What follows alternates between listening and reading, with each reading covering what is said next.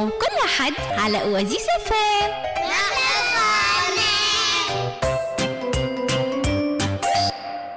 صباح الورد، صباح الفل والياسمين لصغيراتنا المزيانين، صباح يلمع كيف شمس جديدة يفتح قلوبكم مع الفرحة ويعلمكم كل يوم حاجة تزيدكم قوة وحكمة. يا رب يكون نهاركم مليان بالخير، بالضحكة، بالمعرفة اللي تبني وتربي. أكبروا على بركة ربي وخليه خطاكم ديما ثابتة وعيونكم ديما على المستقبل المنور يا رب. إن شاء الله نهاركم زين. كل مستمعينا الكل يسمعوا فينا وتوا عدل الموجة على 96.5. نحبكم اليوم تكونوا برانشي معانا باش تكونوا كإيجابيين في حياتكم، وتنجموا تتواصلوا معانا اليوم. نحب نسمع أصوات الصغيرات الكل على 75 270 362 في محلى صغارنا. تتفتح نوافذ الصباح على عالم يصنعه الصغار بقلوب واسعة وأحلام راسخة. إن شاء الله نهاركم فل وياسمين. نمشوا مع أولى نغماتنا مع رحمة الموتي. تحية ليك ورجعين المحلى صغارنا.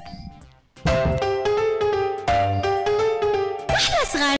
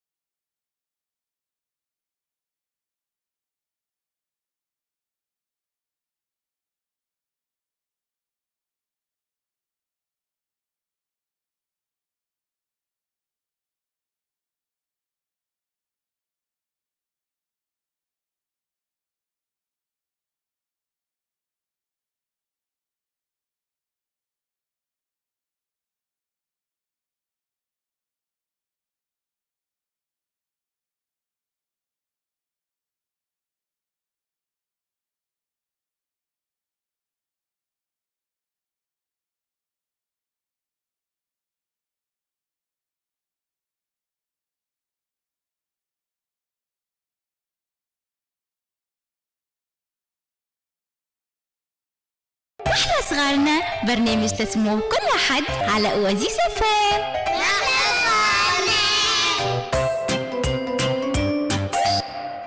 ورجعنا لكم صغيراتنا الحلوين على موجات واسيس اف ام 96.5. ورجعت وحدي ترافقني صغرونه مزيانه نهارك زين. صباح الفل ياسمين اختي التقوى، لاباس؟ الحمد لله. شنو انتي؟ شنو صحتك؟ الحمد لله. شنو قرايتك؟ لاباس الحمد لله يا ربي. فكرهم باسمك. مريم الشيبان. مريم الشيباني. كي تكبر مريم هيك شنو تحب تولينا؟ محامية. محامية. علاش اخترت محامي؟ ما قدر نجيب لها تجربة عادة مسرحية وكل شيء عجبتني. معناها باش تعمل لنا هيك مسرحية. حضرنا عمل لنا مفاجأة. وصلنا مريم الأولى فقراتنا في محلى صغارنا اللي هي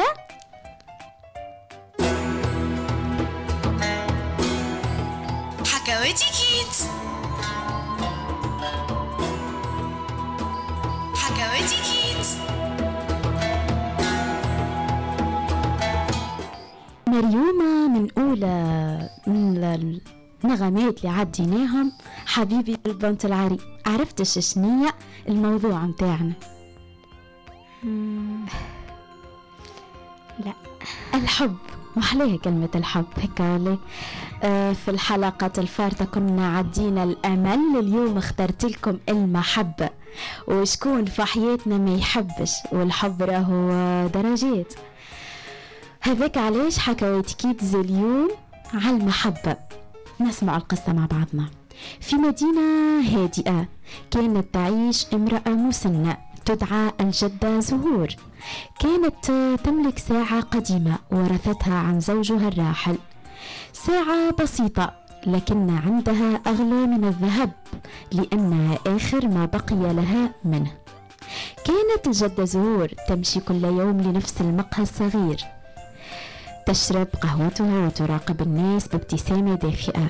في إحدى الصباحات لاحظ صاحب المقهى أن الجدة لم تذهب. في اليوم الثاني كان نفس الشيء، والثالث كذلك. قلق عليها وذهب لبيتها. وجدها أمام الباب تعبة ومحتارة، فقال لها بلطف: مرحبا يا زهور، كيف حالك؟ أنا لم أراك. فتنهدت وقالت: يا ابني، ساعتي ضاعت وأنت تعرف قيمتها عندي. قلبي متعب كثيرا.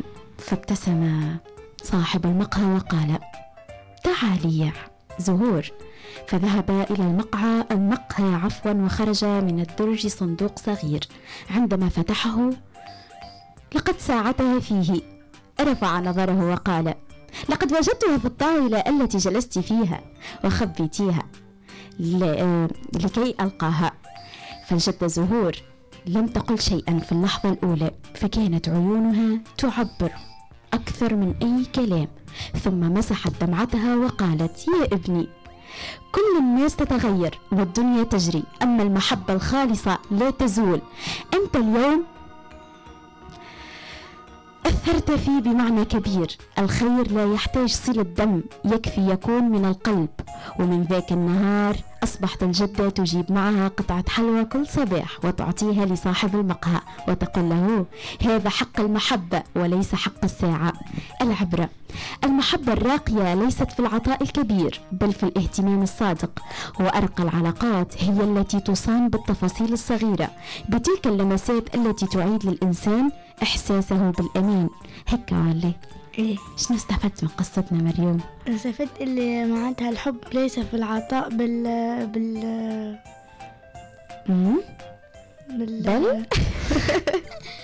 الحب هو أقوى شيء، يعني كما يقولها يعني حيط متين ما يجيبش يتكس. أكيد. وأنت شكون تحب في الدنيا؟ أكثر إنسانة تحب؟ عائلتي. عائلتك. قدم لهم تحية. حابة نقدم لهم تحية كبيرة. إن شاء الله ربي يخليهم ليك يا مريم. المحبة راهي قلب ينبض بلا حدود، تزرع الأمل، تشعل النور في عتمة الأيام، تعلمنا أن الخير يكبر حين يعطى بلا انتظار بلا مقابل. المحبة أفعال قبل أن تكون كلمات، ابتسامة، لمسة، كلمة صادقة، كل صغيرة تكون جسرا بين القلوب. المحبة قوة لا تقهر، تغلق أبواب الكراهية وتفتح نوافذ السكينة، وتعلمنا أن العطاء الحقيقي لا يزول مع الزمن. المحبة نور يلمع في القلوب، تزرع الأمان وتحيا الأمل، تذكرنا أن العالم يحتاجنا لنكون شعاعا لبعضنا البعض. المحبة تبدأ من القلب وتنتهي في كل مكان، كل يد تمتد للآخر، كل قلب يسامح، وكل روح تعطي تنير الحياة وتبني مجتمع أقوى وأجمل. وهذيك علاش ديما تكون نصيحتنا ليكم، ديما خليكم حبوا بعضكم، خليكم إيجابيين في حياتكم. محلاها الدنيا وانتم حابين بعضكم. نمشوا نغم حلو المكان الثامر حسني مع رحموشة. خلي أيامكم الكلها حب، خليكم متفائلين بالخير. محليه الحب هيك مع بدايات الصباح. نمشوا في انتظار أنها ترجعنا، نمشوا دانس مانكي ونرجع لكم.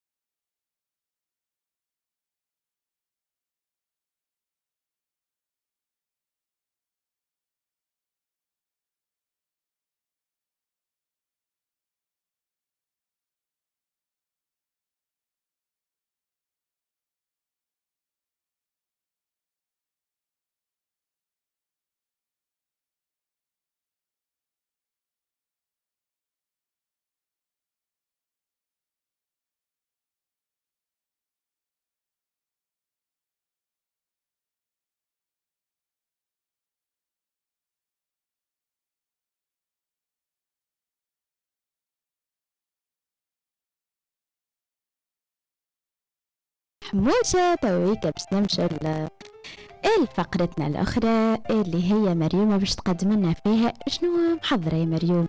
محضرة حاجك على الحب في إطار أن موضوعنا اليوم على الحب، نحب نسمع حاجة مزيانة من مريم. نسمع مع بعضنا.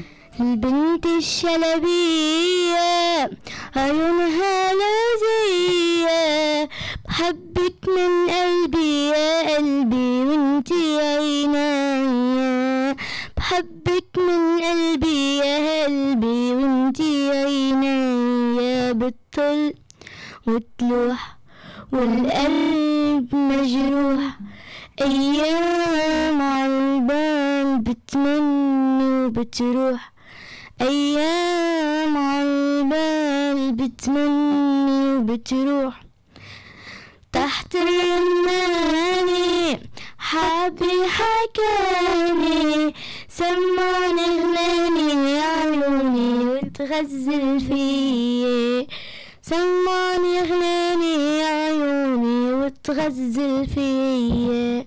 ايه كش حافظتها؟ هكا هو حفظنا الفم احنا. هكا تحية كبيرة لك يا مريم. شو باش تقدم لنا آخر؟ لحن الحياة.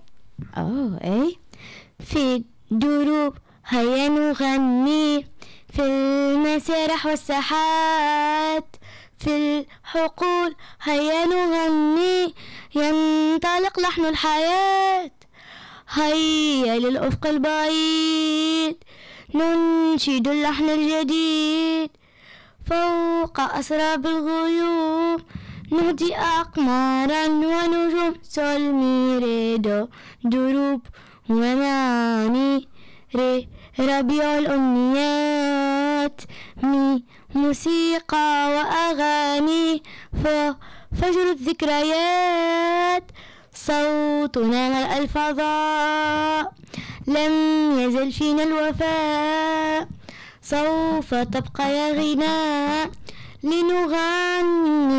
نغني لحن الحياة، دو ري مي فا صول لا سي دو سول دو. هذه ما الدرجات الموسيقية. عندي ذكرى قوية.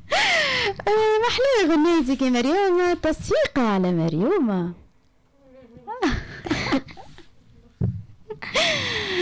في انتظار أن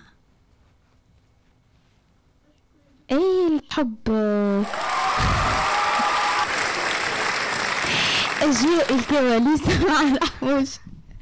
الله غالب، الحب هو نور الحياة، هو اللي يدفي القلوب الباردة ويزرع الأمل في كل يوم جديد. كل ابتسامة وكل لمسة وكل كلمة صادقة تقوي رابط المحبة بيناتنا. الحب قوة صامتة لا يحتاج إلى كلمات كثيرة، يكفي أن يكون قريبين، نفهم بعضنا ونقدروا كل لحظة مع اللي نحبوهم.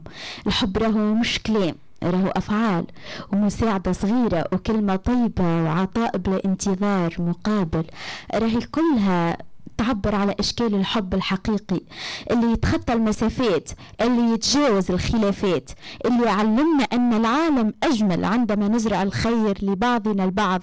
الحب راهو هدية ثمينة يعطى بحرية ويكبر مع كل لحظة اهتمام ويترك أثرا لا يزول في قلوب من حولنا. نمشوا موجز الأخبار ورجعين المحلى صغارنا.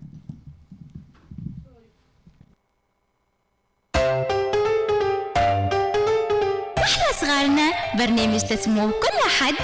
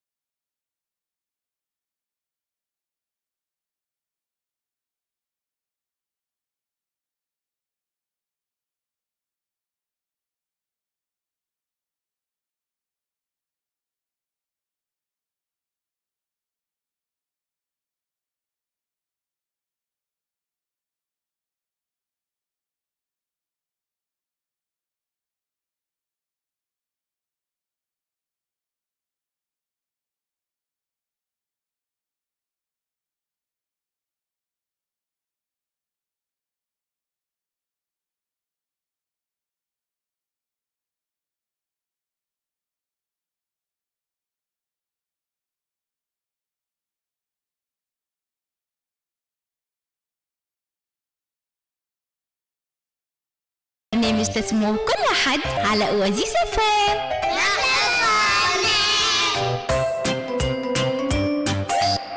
ورجعنا لكم صغيراتنا الحلوين بتوقيت 10:40 دقيقة. وصلنا بتوقيت هذا الفقرة عيني على بلادي في محلى صغارنا. عيني على بلادي، وشكون منا ما يعرفش منطقة دخيلة التوجين. اليوم باش نهزكم لدخيلة التوجين باش نكتشفوا الجو دخيلة التوجين. ونمشي قبل ما نمشي لفقرتنا، عنا اتصال هاتفي أولى اتصالاتنا في محلى صغارنا. صباح النور. ألو ألو. ألو. صباح الورد والسرور والورد المنثور ليك يا مزيانة. ملك. نهارك فلو ياسمين. شنو اسمك انتي؟ ملاك. ملاك؟ منين تكلفينا يا ملاك؟ منزل. من المنزل. تحية كبيرة ليك والأهالي المنزل الكل. شنو باش تقدم لنا يا ملوكة؟ أنشود نحب نعبر على جابس. أنشود على جابس. قديش عمرك ملوكة؟ 8. 8 سنوات. تقرأ ملوكة؟ درس ايه. إن شاء الله ربي ينجحك. كي تكبر ملوكة شنو تحب تولينا؟ طبيبة. طبيبة شنو؟ طبيبة سنون. إن شاء الله يا ربي تكبر ملوكة وتبدأ طبيبة قد الدنيا. يا رب. إن شاء الله يا ربي. هيا ملوكة قد من تقوى سيدان مرة يجري نحو نوادر صبري، فأحرق الأشجار وأسس الأزهار وآثر الأشجار حتى ذكر النهر وشادت شمس الفجر يوم قبيل الظهر. مرت من قرب النهر ألقت بالأخشبة والقشة والأعشبة استيقظ وارتبه وفر نحو القصر يجري بدمع يبكي. يعطيك الصحة. تصيح على أمك. يعطيك الصحة يا ملوك. مهدي شط السلام. تحية كبيرة كبيرة لأهالينا في شط السلام الكل وجابس الكل.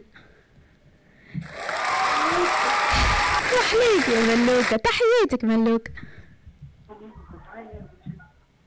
أمي معايا وستي. تحية كبيرة ليها توصلها من وزيس FM. إن شاء الله نهارك زين يا ملوكة. يعيش. عايشك يا روحي. باي. ونرجعوا لدخيلة التوجين اللي هي وشكون فينا ما يعرفش دخيلة التوجين. تلك الرقعة الساحرة من أرضنا هي أكثر من مجرد مكان، إنها لوحة فنية تنبض بالحياة، تحتضن التاريخ والجمال في آن واحد. من أول خطواتك فيها تشعر بأن الأرض تتحدث، تحكي قصص الأجداد وصبرهم على بناء مجتمع كريم، قصص العطاء والكرم، قصص النضال والتفاني في سبيل البقاء على جذور الأصالة. في دخيلة التوجين تمتزج الطبيعة بسحرها الفريد مع تفاصيل الحياة اليومية لسكانها. هنا تتلألأ أشعة الشمس على الحقول الممتدة، وتتناثر أشجار الزيتون واللوز والنخيل وكأنها حكايات تروى على ألسنة الرياح. كل نسمة هواء تحمل عبق الماضي، وكل قطرة ماء في جداولها تحكي قصة حياة، وكل حجر في طرقاتها يشهد على عراقة المكان ووفاء أهله لتاريخهم.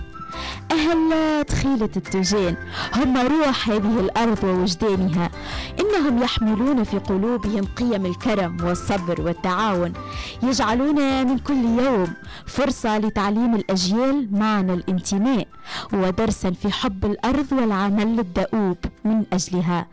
إنهم مزيج من الأصالة والحداثة، يحافظون على تراثهم ويحتضنون المستقبل، يبنون مجتمعا متماسكا متجدد الإبداع والحياة. ليست دخيلة التوجين مجرد أرض تزرع وتسكن، إنها مدرسة للحياة، مختبر للإبداع وموئل للأحلام التي تتجدد مع كل فجر في كل شارع يحمل ذكريات، وكل زاوية تهمس بتاريخ، وكل ركن من أركانها يروي قصص الأمل والصمود. هنا نتعلم كيف يكون الإنسان جزءا من هذه الأرض التي ينتمي إليها، وكيف تصبح البساطة والجمال والوفاء جزءا لا يتجزأ من شخصيته وهويته. وفي كل موسم تزدهر تخيلة التيجان بألوانها وروائحها، وتبقى عنوان للفخر والانتماء لكل من لا يعرفها، ولكل من يبحث عن روح الأرض النقية الوفية، عن مجتمع يعيش بروح الأخوة. وإحنا موضوعنا اليوم يتحدث عن المحبة، عن مكان يروي قصة كل يوم لمن يمر عليها. إنها ليست فقط مكانا على الخريطة، بل هي قلب نابض بالجمال، وعقل حي يربط بين الماضي والحاضر وكذلك المستقبل، وهي مصدر إلهام لكل من يقدر أصالة الأرض وعظمة الأهل فيها. هذه كانت فقرتنا اليوم بحكوات عيني على بلادي تخيلة التوجان. تحية كبيرة كبيرة اللي يسمعوا فينا الكل في تخيلة التوجان وفي كل منطقة من مناطق ولاية قابس المزيانة. نمشوا مهما طالت الأيام ونرجع لكم. عيني على بلادي في محلى صغار.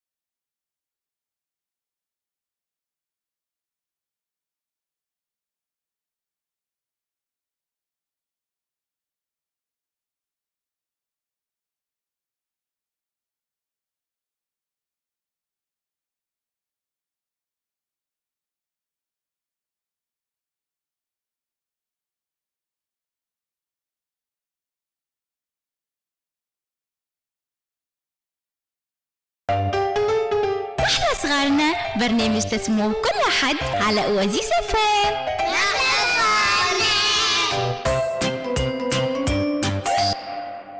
رجعنا لكم صغيراتنا الحلوين على موجة وزيس فام 96.5 بتوقيت 10:52. تحية كبيرة لكل من التحق بينا توا في الاستماع. صغيراتنا الحلوين نحبوا نسمعوا أصواتكم على 75 270 362. تقدموا لنا هكا أي حاجة تجي من صغيراتنا المزيانين، راهي مزيانة برشا وعندها فالور كبير عنا. اليوم في ظل هل نشاهدوا فيه على مواقع التواصل الاجتماعي في تهديد صغارنا، في عنف صغارنا خاصة أمام المدارس، واللي قاعد نشوفوا فيه اللي صاير تو مع البنية اللي شفناها، صراحة يوجع القلب. يلزم حد هذه الظاهرة خاصة العنف المسلط على الأطفال. حبيت نقدم لكم شوية نصائح لتفادي هذه الظاهرة. أول حاجة بناء بيئة آمنة ومستقرة. احرص على أن يكون المنزل أو المدرسة مكان يشعر فيه الطفل بالأمان النفسي والجسدي معا. توفير روتين يومي منتظم يزرع الثقة ويقلل التوتر والخوف للطفل. تعليم الطفل التعبير عن مشاعره. شجع الطفل على التحدث عن مشاعره بصراحة من غير خوف من غير عقاب. استخدم الألعاب أو الرسم أحيانا كوسيلة للتعبير عن الانفعالات الداخلية للطفل. التواصل، خاصة التواصل اللي نلقوه برشا تو منعدم في أكثر العائلات، ديجا يسمعوا فينا تو يأيدوا في الفكرة، على خاطر قلة التواصل راهي تفقد الطفل الثقة بنفسه. استمع لطفلك بانتباه واحترام وتجنب الصراخ أو الإهانة. استخدم لغات أو محفزة بدل العقاب الجسدي واللفظي. رجاء التواصل الإيجابي. تعليم الطفل مهارات حل المشكلات. ساعده على مواجهة الصعوبات بطرق سليمة مثل التفاوض أو طلب المساعدة. دربه على السيطرة على الغضب والتفكير قبل التصرف. ومعنا اتصال. ألو عسليمة، صباح النور. صباح النور. صباح الورد. شكون معنا؟ أنوار. أنوار، محلى اسمك يا أنوار. عايشة. نهارك زين يا أنوار. قديش عمرك؟ قديش عمرك؟ 7 سنوات. 7 سنوات. كي تكبر هكا شنو تحب تولينا يا أنوار؟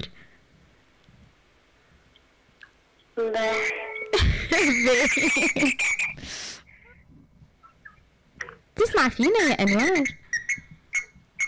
نحاولوا نبعدوا على الراديو باش تسمعنا بالباهي.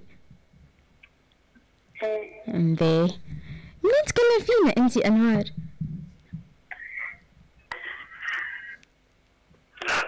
الو الو. حي الازدهار، تحية كبيرة ليكم. اي تحية كبيرة ليكم يا أنوار. شو تقدم لنا اليوم؟ أغني. هاي تفضل. نسمع الغنية. اي ينقطع الاتصال بأنوار. ان شاء الله ترجع تتصل بينا ونسمع الغنية. الحقيقة بقيت متشوقة بالغنية. ارجع اتصل بينا يا أنوار كنت تسمع فينا. نكملوا النصائح على التواصل. اي التواصل راهو مهم برشا، خاصة في تعزيز العلاقة بين لي بارون والطفل. هو اللي يخلي الطفل يخليه يحكي، ما تبداش عنده صعوبات في النقاش ولا في اي حاجة. اي مشكلة تواجهها الطفل يستطيع التحدث عليها. ساعده على مواجهة الصعوبات بطرق سليمة مثل التفاوض وطلب المساعدة. دربه على السيطرة على الغضب والتفكير قبل التصرف. ورجعت لنا أنوار. عسلامة يا أنوار. الو الو، تسمع فينا؟ أنوار؟ قدم لنا الغنية يا أنوار.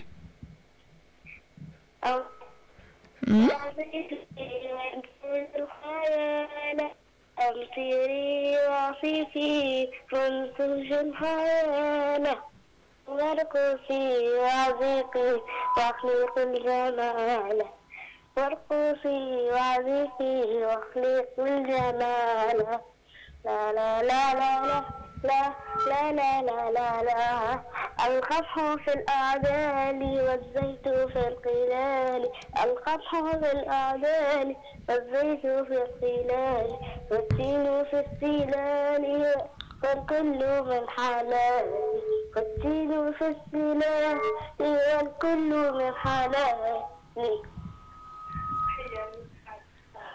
يعطيك الصحة يا أنوار. مش كنت حابة تقدم تحية أنوار؟ أقدم التحية إيه؟ لخالتي فاطمة وأمي وخالتي فاطمة. تحية كبيرة ليكم الكل، توصلكم من وزيسة فهم. إن شاء الله نهارك زين يا أنوار. يعيشك نهارك زين. هذه كانت أنوار معانا.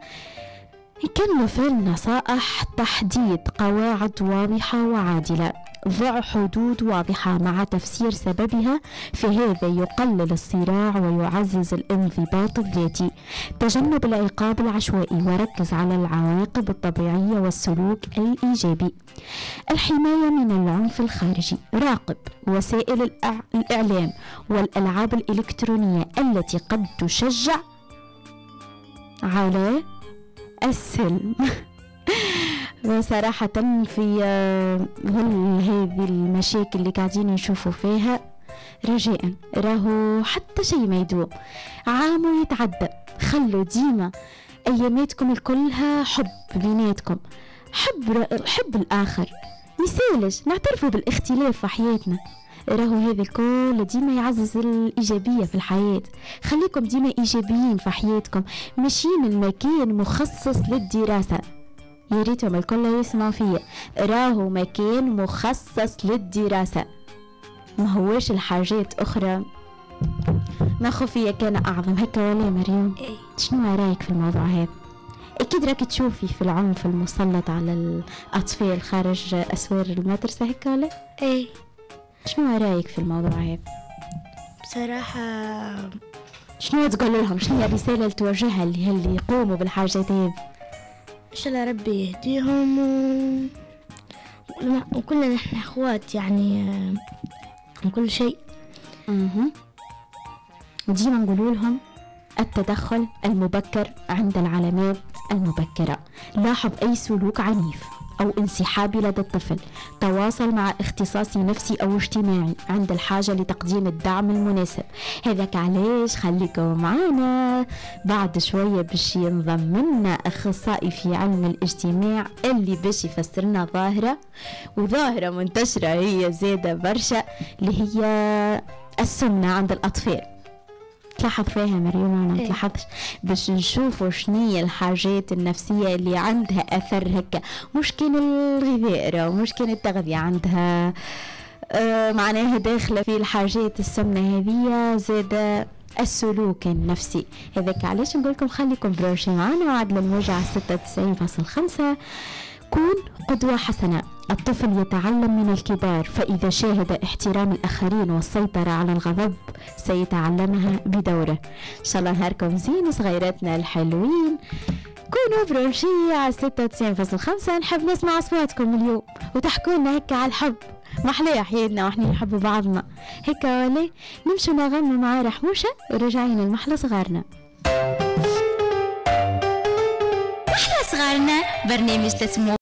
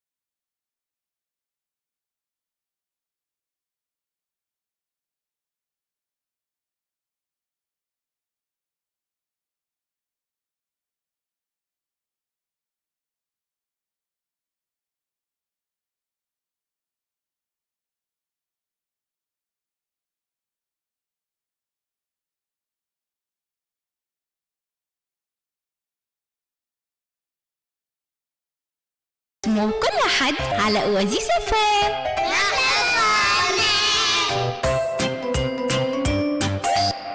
رجعنا لكم صغيراتنا الحلوين بتوقيت 11:11 دقيقة، ووصلنا بتوقيتنا هذا الفقرة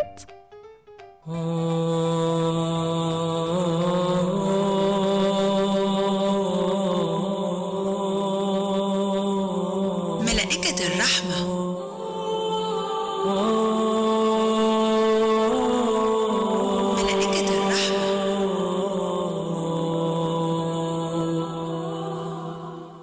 واليوم في ملائكة الرحمة عنا قصة مؤثرة جدا اللي هي حكاية الأم الصالحة وبرها.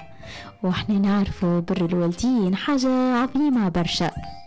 كان يا مكان في قديم الزمان كان هناك رجل صالح يعيش في قرية صغيرة.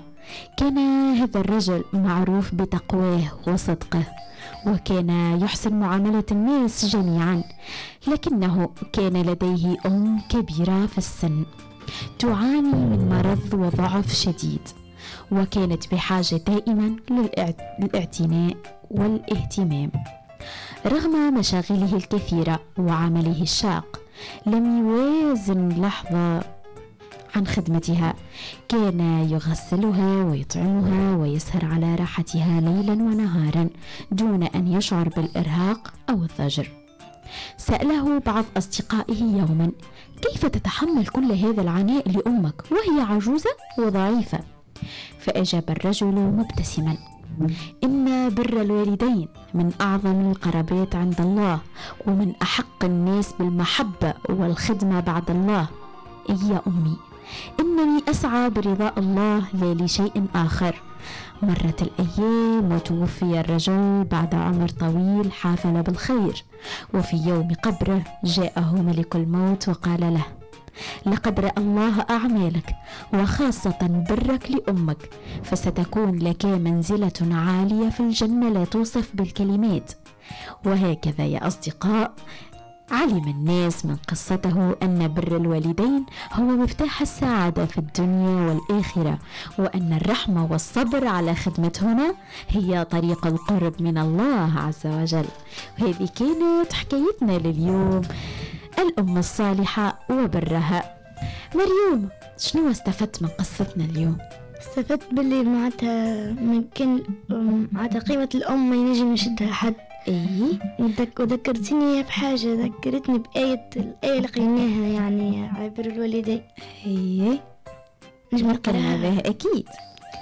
وقضى ربك ألا تعبد إلا إياه وبالوالدين إحسانا أما يبلغن عندك الكبر أحدهما أو كلاهما فلا تقل لهما أفا ولا تنهرهما وقل لهما كلاما قولا كريما. يعطيك الصحة يا مريومة، بر الوالدين حاجة عظيمة على الآخر، وما حليك يبدأ الإنسان هكا صابر، والوالدين كي خلفوا هكا بذرة خير خلينا نقوله في المجتمع.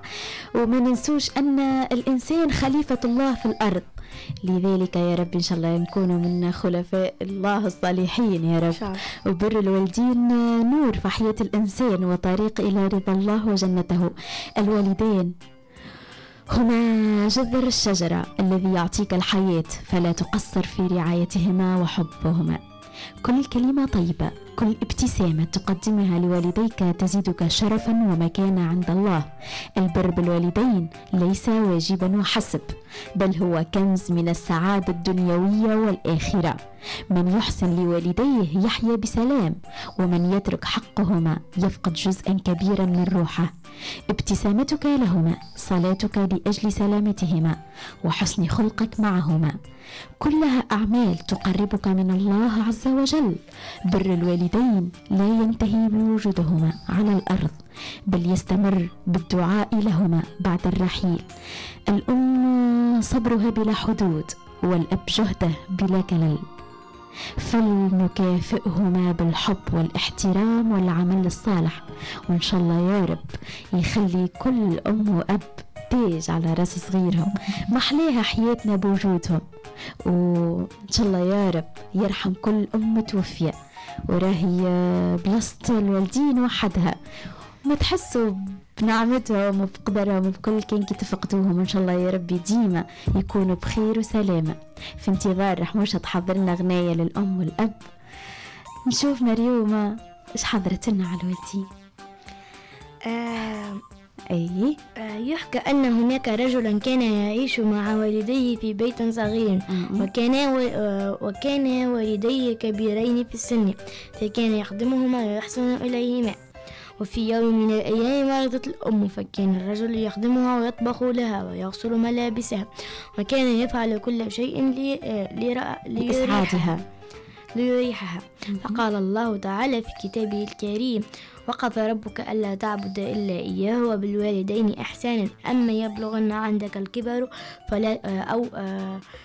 كبر أحدهما أو كلاهما فلا تقل لهما أفا ولا تنهرهما وقل لهما قولا كريما. فكان الرجل يقرأ هذه الآية ويعمل بها، فكان يحسن إلى والديه ويقول لهما قولا كريما. وبعد فترة شفيت الأم، ففرح الرجل فرحا شديدا وقال لها وقال لها: أمي، أنا سعيد لأنك شفيت، وأنا مستعد أن أفعل أي شيء لراحتك. فقالت الأم: ابني، أنا سعيدة أيضا لك لأنك تخدمني وأحسنت إلى جزاك الله خيرا. العبرة من هذه القصة هي أن بر الوالدين هو واجب علينا، وأننا يجب أن نحسن إليهما كما أحسن إلينا كما كنا صغارا، وأن نقول لهما قولا كريما. يعطيك الصحة يا مريومة، هذا الكلام الثمين كما أطلقنا عليها. بر الوالدين هو مفتاح السعادة في الحياة. نمشي مع رحموشة وراجعين. نحن صغارنا، برنامج تسموه كل حد على أوازيس FM.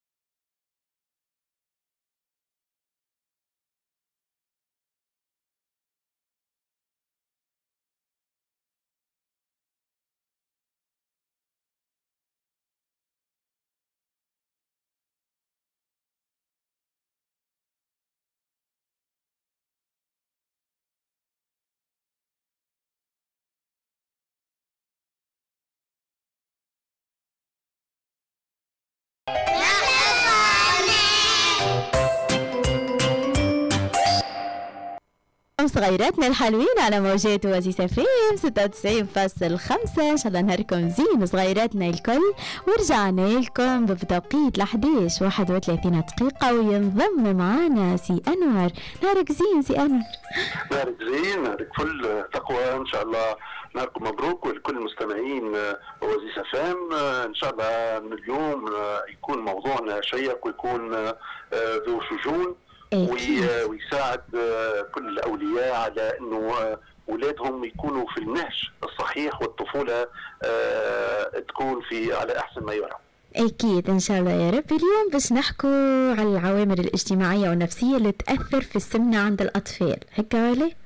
اي السمنه، وثم زاد الانسان الحركي اكثر من اللازم، ثم عديد المشاكل اللي يمكن ان نبتوا فيها، والعلاج النفسي والجسدي هي الرياضه، واهميه الرياضه للطفل.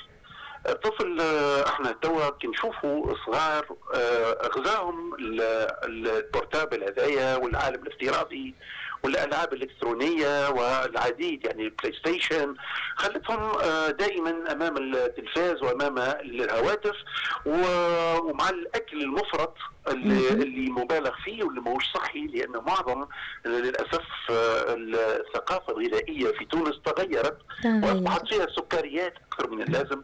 هكا الحلويات احنا نحاول في برنامج محل صغارنا كل مره نعملوا نبدا مع امونه. اليوم تعذر عليها الحضور لأسباب، ان شاء الله ترجع لنا الحصة الجاية يا رب. ان شاء الله هذه الاسباب تخلي الصغير يكون يعني يتعرض لمرض السمنة. وهذه الحالة هذه بناها العديد. وقت كي تشوف المشاكل اللي قاعدة تصير في المدارس، معظمهم ديسبونسي، معظمهم على خاطر سمان، على خاطر ما عندهاش قدرة انه يلعب رياضة. فهمت كيفاش؟ وما عندوش، وهذه تلقاه ما عندوش القدره، ماس مسكولاري مش موجوده. وهذا علاش؟ خاطر الصغير ما عادش يلعب كما قبل. الجيل قبل كان يلعب حتى لو كان ما فماش ممارسه الرياضه كاختصاص، كان كره قدم او عدو ريفي او ملاكمه او شتى الانواع نتاع الاختصاصات الرياضيه. كان يلعب الكره لبرا، وكان يمارس الرياضه الشعبيه خلينا نقولوا. فهمت كيفاش؟ وكان حركي اكثر من اللازم، وهذا ساعده كثيرا في انه يكون عنده توازن صحي، توازن جسدي، وخاصه توازن ذهني. على خاطر البلاده يسموها البلاده الفكريه ولا البلاده الذهنيه، والاحساس بالكسل، والاحساس بكونه ما عندوش قدره على التركيز، بالخمول، يحس بالخمول، ويحس بكونه هو غير قادر حتى على انه يفكر. هذا راهو لقلة الحركة. الإنسان خلق ليتحرك، ربي كيف خلق الإنسان خلقه عنده ساقين باش يتحرك بهم، وين يتحرك أكثر، وين يعيش أكثر، وين يكون متوازن أكثر، وين يكون قادر إنه تكون عنده سعادة. الإنسان ما تتحرك كان بالرياضة، وهذايا اللي برشا ناس اللي هم غايبين عليهم. راهو لازم نتخرجوا تويكا حبينا ولا كرانا، راهو ولد واجب من وانا ندعو حتى المدارس انه يعملوا في الكوفيسيون تاع الرياضه، يطلعوا في الكوفيسيون تاعها، ما عادش تولي ضرب واحد، تولي 2 و3. راهي مهمه جدا، تولي اجباريه، يولي وقت الاوليه، حتى اذا كان هو ماهوش فاهم نجبروه على الاقل بالنوت. فهمت؟ نجبروه بالنوت، يولي ولده يهزوا للمسبح، ويهزوا للقاعات الرياضيه، ويهزوا للملاعب. كانت في الفرق والجمعيات اللي موجوده في المحليه والجهويه. هذا الكل يخلي الصغير اكثر قدره انه اول حاجه يعيش مرتاح، ثاني حاجه يكون اكثر تركيز في الدراسه، يكون اكثر ابداع وقدره على انه يكون ذهنه حاضر، ولانه جسده حاضر. وراهو المخ كما المخ يعني كما الجسد تشبه شوف يعني لكونه هو حاضر ذهنيا، ايضا الجسد يكون المخ يكون مع الجسد، خاطر مستحيل الجسد يكون عنده خمول والدماغ ما فيش خمول، مربوط بعضهم سي ريسيبروك. فهمت كيفاه؟ اكيد وين يكون انسان عنده قدره على الحركه، قدره على كذا، وين المخ يكون اكثر تركيز، اكثر عمليه، اكثر نشاط من انه يكون قاعد. هذه نقطة. فما نقطة أيضا لولادهم اللي هم أجيتي شوية، اللي هم عندهم حركة أكثر من اللازم. إيبراكتيف. أي تلقاها في الكلاس يتحرك ياسر، وفي الدار يطلع فوق الطاولة وتحت الطاولة وعامل في عائلته. هذا إنسان ماهوش عادي ويبدأ مكروه نوعا ما من عائلته. يعطيك الصح. أي بلاصة يمشي لها يبدو يتشكوا منه. ريت الحكايه فيها اكستريميتي، يا خمول كومبليتمون تقول مش موجود في الدار، يا يتحرك ياسر وكذا يخرب الدنيا. والزوز ماهوش باين ليهم الزوز، ديما لا افراط ولا تفريط. لا افراط ولا تفريط، والرياضه هي اللي تعمل التوازن بالنسبه لهذا، وبالنسبه اللي عنده خمول وعنده وزن زايد واللي يتحرك اكثر من اللازم. اللي يتحرك اكثر من اللازم النشاط نتاعو يفرغه في الرياضه، يولي وقت يروح للدار ويمشي للديرات ديجا الطاقه اللي هي ايباع انرجي اللي عنده تولي تتحول في عمل رياضي ونشاط رياضي، يمتص تلك الحركه الزايده وذلك النشاط الزائد، ويبقى له كان النشاط المتوازن، ويولي عنده تركيز اكثر، يولي متوازن اكثر، يولي عرفتي حتى شخصيته تكون متوازنه اكثر. واكثر الالعاب اللي تمتص هؤلاء، وهذه نصيحه ومن اهل الاختصاص بالطبع، احنا كي نشوروا اهل الاختصاص يقول لك اللي يتاع انرجي اللي عندهم النشاط المفرط، احسن رياضه اليوم هي رياضه الزمارسيو القتاليه، يعني كما الكاراتيه والتايكوندو وغيره من هذه الرياضات، والملاكمه وغيره من والجيدو، ما نحبش ننسى، المهم يسموهم رياضات قتاليه. الرياضات القتاليه هذه اول حاجه تعلموا الديسبلين، تعلموا الاخلاق، تتعلموا كيفاش يتعامل مع الاخر، تمتص منه العديد من النشاط المفرط، ويولي وقت يخرج من اسقاط الرياضه فاهم اللي انه اول حاجه فكريا واخلاقيا مريقل، ثاني حاجه النشاط نتاعو يروح نقولوا تعب، ما كذا يعطيه يقرا ويرقد خاطر النوم زاد في يد ايام الرياضه ينظم لك حتى البوصله بتاع توقيت الاستيقاظ والنوم. يعني بدنا تويك تلقى الصغار الكل سهلين على التليفون. عليك نور، ويبعد على هاك الارق وهاك التعب نتاع الخمول، ويبعد على هاك الحركه الزايده، ويبعد على الاخلاق اللي ماهيش هي. راهو الرياضه تهذب اخلاقه، ولا تكون الرياضه تهذب النفس. تهذب النفس والروح، وتهذب الجسد، وتهذب حتى ان التعامل مع الناس تولي اجتماعي اكثر، خاطر باش تتعامل مع زملاء في اللعبه اللي باش تلعبها او الرياضه اللي باش تمارسها، باش تخليك تكتشف اكثر عباد، اكثر ناس، باش يكون عندك المدرب باش يعلمك الديسيبلين، ويعلمك كيفاش الصبر، كيفاش باش توصل للنتائج، وكيفاش تخطط باش توصل للنتيجه. هذا الكل يخلي الانسان اكثر توازن. شوف وين تشوف اكثر انسان رياضي تلقيه خلوق، تلقيه يعني يتعامل معك بإنسانية. أكثر إنسان تلقاه في الدار حركي، يعني حركي يراجل، فما حاجة طايحة يراجلها، حاجة تتطلب التدخل، البريكولاج مثلا تلقاه هو الأول، حاجة مش أي. أما كي ما يبداش عنده النفس الرياضي والأخلاق الرياضية، ما نجمش حتى تقول له برا اقلي صغير يقول لك لا مانيش ماشي. بورتون اللي يعمل رياضه على البلاصه يجيك يقول لك نمشي وكذا، يعني اعطيتك عمل بسيط. يبدا اي حاجه يعملها يبدا عامل عليها جو. بالضبط. الرياضي والطفل الصغير كتعلم الرياضه راك دخلته العالم يكون متوازن فيه، عالم يتعلم فيه الصبر، عالم يكون بده مرتاح، يعني وذهنه صافي وسعيد، خاطر الرياضه تعطيك سعاده، هذا علميا.